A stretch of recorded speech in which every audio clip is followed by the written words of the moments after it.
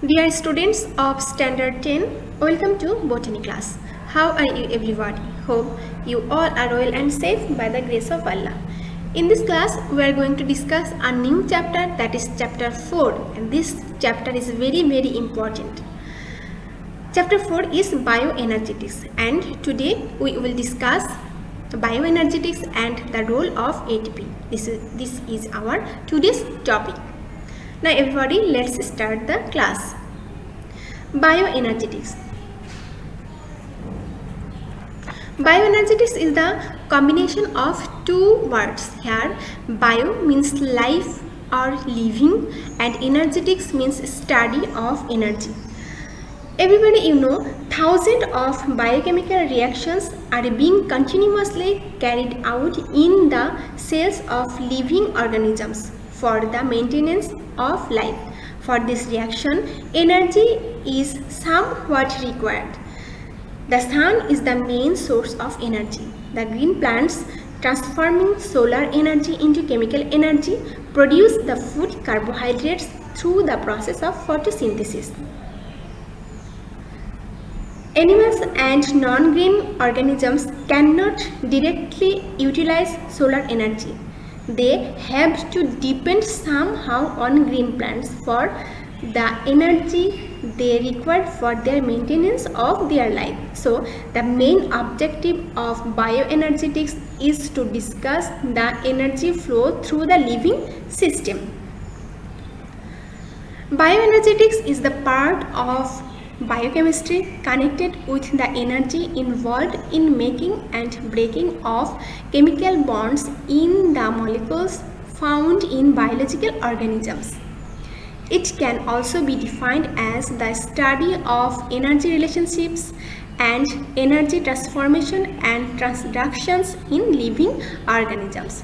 So, bioenergetics is the study of energy in living things. It includes how energy is transformed, that is changed from one form into another through two major processes, that is cellular respiration and photosynthesis. Here cellular respiration is related with the mitochondria and photosynthesis related with the plastid or chloroplast. So we can say that the basic mechanism of production and utilization of energy in the body of a living organism is its bioenergy. The energy we get from making and breaking of chemical bonds in the molecules found in biochemical organisms is called by this name. So everybody see the cellular respiration. Cellular respiration occurs in all living things. In eukaryotes, cellular respiration occurs in the cytoplasm and primarily in the mitochondria. I think you know that the cellular respiration has four parts, that is glycolysis, acetyl-CoA formation, Krebs cycle and electron transport system. Among these four, first two, that is glycolysis and acetyl-CoA formation takes place in the cytoplasm, and last two phase, that is Krebs cycle and electron transport system, occurs in the mitochondria. Everybody see the figure. This one is the figure of mitochondria, and this figure look like lumpy potatoes. The picture here is one mitochondrion cut in half lengthwise. Inside there are a bunch of folded up membrane and liquid that is matrix, you know. The main purpose of cellular respiration is to take a sugar molecule like glucose. Glucose is a simple sugar molecule and break it apart to release energy in the form of ATP. I think everybody, this one you can see, and this one is a ATP. ATP means adenosine triphosphate. ATP means adenosine triphosphate. Okay. Everybody see the figure. Its energy man. I think it's energy man. I know it looks silly, but this is seriously how I think about ATP. It's like a punch of energy and it's super important. Think of ATP as energy currency. ATP molecules can instantly release energy when the cell needs it. So ATP is a biological coin. ATP store huge amount of energy. Okay, if energy is needed, ATP serve the energy for any reaction.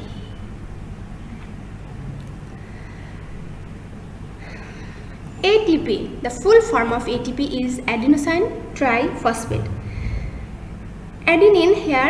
Adenine is a fundamental component of DNA and RNA. It is a nitrogen base. Adenosine is composed of, that means ATP is composed of one molecule of adenine attached to a pentose, that is a 5-carbon pentose sugar, and adenine can be linked to a chain of 1, 2 or 3 phosphate group to form adenosine monophosphate, adenosine diphosphate and adenosine triphosphate. Energy needs to be supplied from an outside source for the process of adding phosphate, and this is called the phosphorylation. Everybody see the figure here? This one is a ADP, that means adenosine diphosphate. When energy is needed, we get energy from the food. When energy is needed, the phosphorylation takes place. Phosphorylation is of a molecules is the attachment of a phosphoryl group. So ADP is joined with one molecule of phosphate group or phosphoric acid and produce ATP. ATP is a adenosine triphosphate.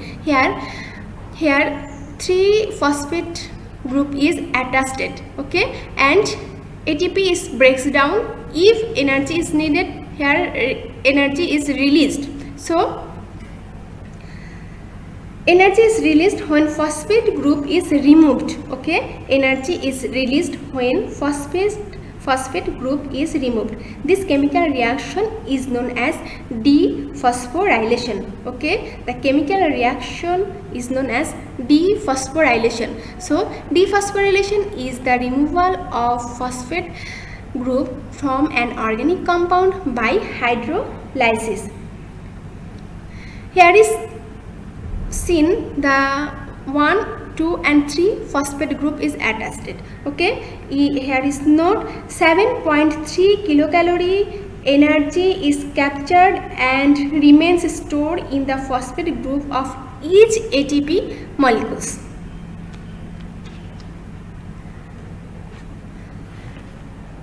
The food we eat is oxidized and the released energy from this oxidation is used to create ATP through phosphorylation.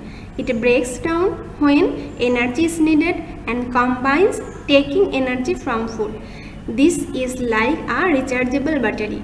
ATP stores energy and supplies energy for other reaction when necessary. ATP is therefore called biological coin or energy coin.